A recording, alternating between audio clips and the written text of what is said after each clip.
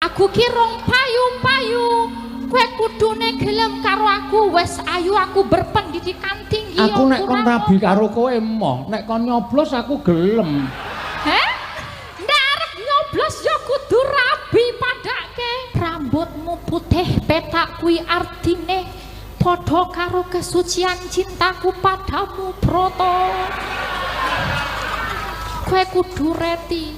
Kowe duwe 2000 apa ora? Arep tok nggo ngopo? Aku arep nyilih, tak nggo memarkirkan hatiku padamu, Broto. Wah, iki kata-katane suminten milenial iki.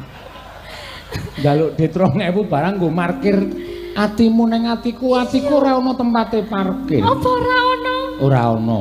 Wis dinggo liyane. Nek ngono aku tak nyilih kabel wae, Subroto. Nggo ngopo? Tak nggo nyetrumke atiku ning atimu, Broto.